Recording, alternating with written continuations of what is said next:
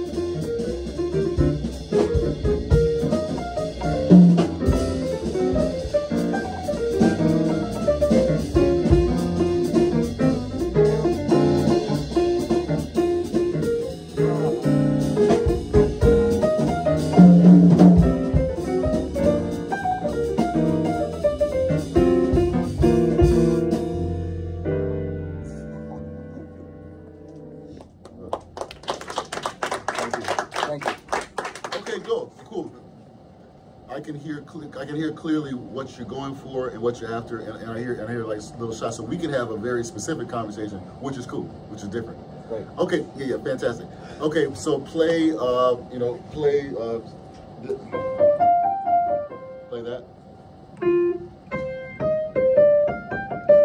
Right. So, actually, let's play the let's work with this scale really quick.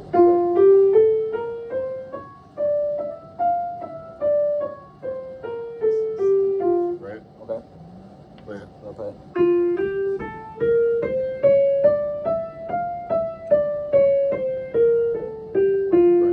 That's the finger on that. Right. So that scale is going to be extremely necessary for what you're going for.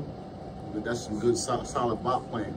So you gotta get used to, like, because what happens is you're running into these like dead ends, but it's only because you're not utilizing the richness of that scale. Now I transcribed a solo from Don Bias, great tenor saxophone player, because I wanted to figure out how do you play over a major chord without it being a dominant seventh, but it's still being jazzy though. And so that's where you have to deal with the 6th degree, this D natural. So, you know, once upon a time, there was a great jazz pianist named Barry Harris, who you know, this kind of a concept here. You know what that is? Yeah. Right?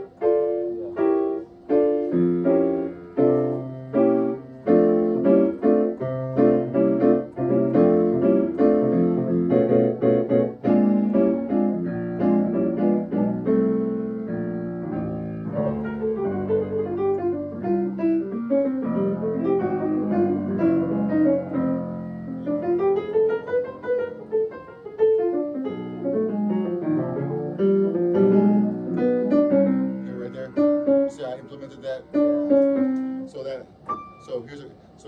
learn this really quick. Like just mess with this here. Ready? So it's like this. It sounds. Check that. It's right here. It sounds like this here.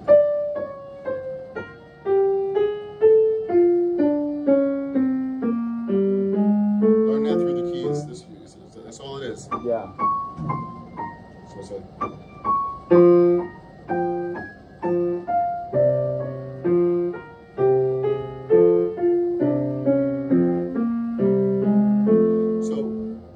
Is a way to deal with the 5-1 relationship, but inside of the scale in a major way.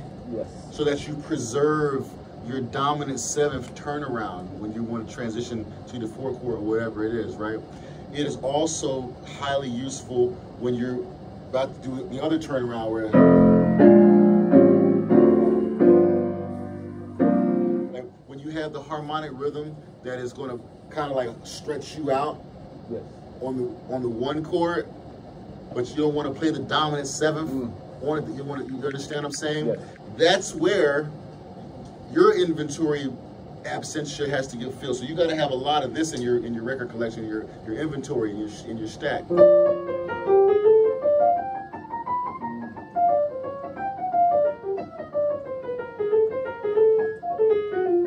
You see how when I finally hit the dominant 7th thing, it cracked like that? Yes.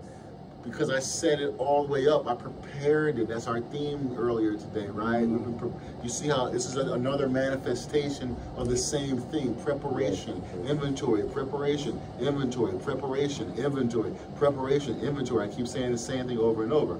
Just like here, I'm saying the same thing over and over.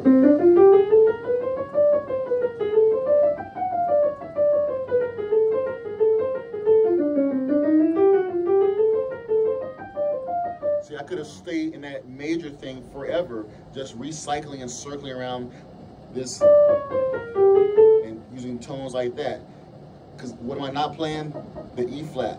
Yes. I'm avoiding that dominant 7 because that's the 4 of the B flat where we're going to, right? Yeah. So I'm avoiding that. If I have to do it, I'm still like I'm not playing the dominant 7. Do you understand what I'm trying to say? So there's a German word called Zwischenzug. Zwischenzug.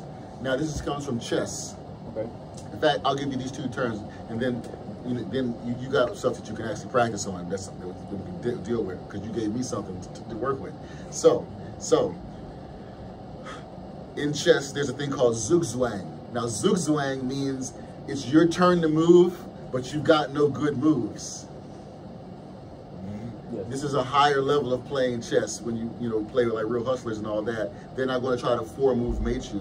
Most people survive all that, but now it's like, okay, it's Monopoly now. I'm going to slowly get control of the territory here. By the time you look up, if you don't recognize what I'm doing, you've got no good moves. It's like, well, I go here, he takes my knight. If I go here, I get checkmated. If I go here, I lose my queen. You know, I might as well just give up. Yeah, give up. Okay, thank you. There you go. Zugzwang. Now, the other German word that I was mentioning is Zwischenzug. Zwischenzug is like a sort of an inverse of this, where it's an in-between move. What does this mean? This means that, well, are you going to go? Are you going to jump in? No, I'm not jumping in. Are you going to jump in? So whoever runs out of those in-between moves first and has to play the dominant 7 loses the game. Yes. You see what I'm saying? It's like, well, I still got a sharp 5 I can play to get to the D. I can play the 6 here. Well, I can do this all day. We don't have to commit, you know what I'm saying? How long can you hold your breath? I can hold my breath. I'm Aquaman. I can hold my breath a real long time. You know what I'm saying? How long can you hold your breath? Do you have gills like me? How strong are your gills? So you understand what I'm saying? So this kind of cycle.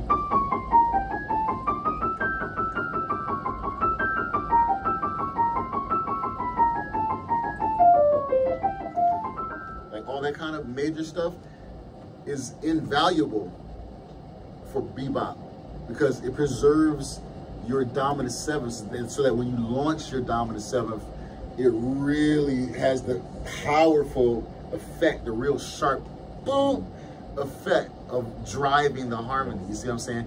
That's what you were missing in some of the shots that you were going for. You would run out of swish and sub. You'd run out of those moves, yes. And then now you got to fire one of your. It's like a DJ. It's like the horrible night I described. I didn't have the tracks. So now I gotta like play a Michael Jackson track. Hey everybody, you know, here's the Michael Jackson track. Oh, okay, yeah, I'll rock with you came on. Okay, I guess that's cool. I can kind of dance to that. Okay, cool. And now what? You know what I'm saying? It's like I let the whole record play. It was 2 minutes. I'm like scrambling. Like, okay, man, all I got. Let's say Dr. Dre. No, I can't follow Michael with Dr. Avicii. No, I need some. I don't have anything else. Oh my God. You know what I'm saying? Now I whiplash the audience again to like a whole other genre. This is what happens in the improvisation when you don't have enough tracks in one thing. Like now, if I go do a gig, I know, okay, I gotta have like 30 tracks per subgenre. Yes. Okay, here's the romantic track. I got 30 of those. Here's the tropical sound, like one type of tropical sound, one type, 30 minimum. Then I got this thing. This is another slight genre change, but I gotta have 30 of those. Why? Because you don't know what people are going to light up on. Like, oh yeah, yeah. Okay, here's some like here's some Burner Boy. Here's some like, you know, Afro, the Afrobeat stuff. I was like, well, I gotta have, you know, one specific series of that, 30, 100 of that, because suddenly everybody's on that and they want to keep dancing to that. It's like you don't want to run out of tracks. It's the same thing with this pattern here.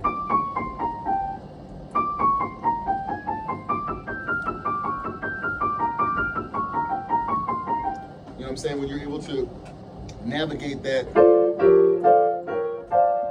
and cycle all through that in preparation for the, you see how even me doing that, you see how it moves like that? It's not magic. It's not, as one person once said to me, it's not mystique, it's technique. But this ain't muscular technique. This is knowing where your shots are. It's like when you're playing a video game, it's like you can shoot that monster all day, but if you're not hitting him in his vulnerable spot, you know, whenever you're ready to, you know, stop, I mean, you know, I'm right here. He's gonna keep hitting you, right?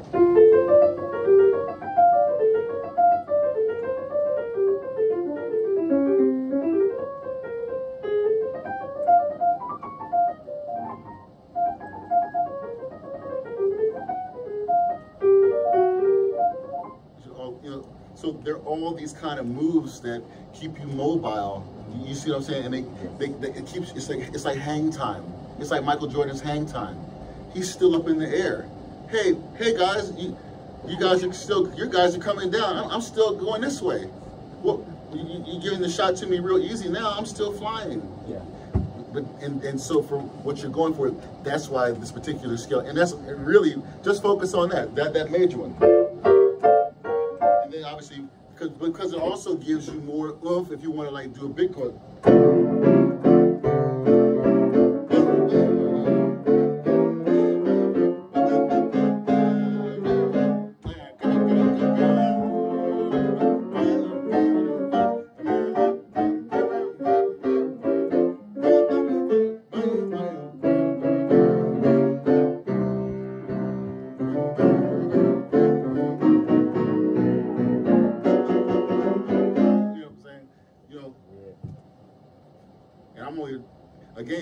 I'm only playing right on that scale, right? Getting so much out of that, then you can uncork your physicality, you can uncork, you know, the fun stuff, all of that, right?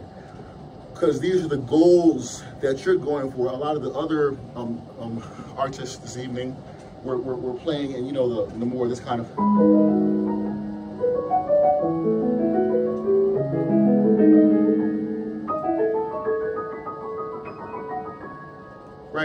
Well, those particular genres have a different emphasis and target. So they are not reliant upon like this more orthodoxy kind of stuff. So there's always pluses and minuses to that. Yes. The benefits you have of this orthodox way, but also the burden that you bear, is that there's a whole sequence of stuff, of predictabilities, that you can create cycles of predictabilities and unpredictabilities and micro predictabilities and micro unpredictabilities, and it's just a whole matrix of stuff that you can work and all that.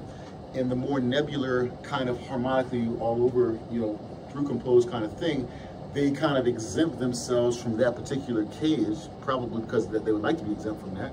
And so then they're there. But last thing I'll say on this to finish this off, the best way I can put it is essentially like the criminal element. They don't want to deal with law, but the problem is if they have a problem outside of the law can't help them. Yeah. So it's like, well, you got a real problem. You can't go to the cops about it because you're already over here, right? Now okay. So that's how it works. If you want to work within these laws, right, then you have the benefit of what those laws can bring you when you want to implement a shout chorus. Okay, yeah, that sounds like Count Basie. Like, okay, and you're going to get the effect of Count Basie. The whole house like, oh, boo, boo, boo, boo, boo. And then Wynton Marsalis like, hey man, yeah man, you say, bro, you know, you're swinging, man. You want to come and get this contract? Yeah. Now you can. Yes. Right. Yes, please. Right. Versus if you want to play, you know.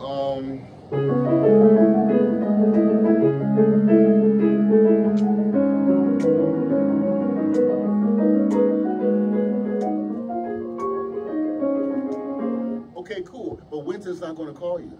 That's fine. You don't have to work with him. But I'm just saying, you have to, like I said to those artists, you have to be aware of what it is you're going for. You have been definitive, like, yes, Wynton, yes. Boom. So we can communicate like that. Right. So now I can put you on a pathway for that. After you get that scale together, then we can start talking about your left hand and get, you know, we start working on that kind of stuff. Okay, so there's that. Okay. Great. Thank you so much. Let's give it up for ELEW, everybody. This is amazing.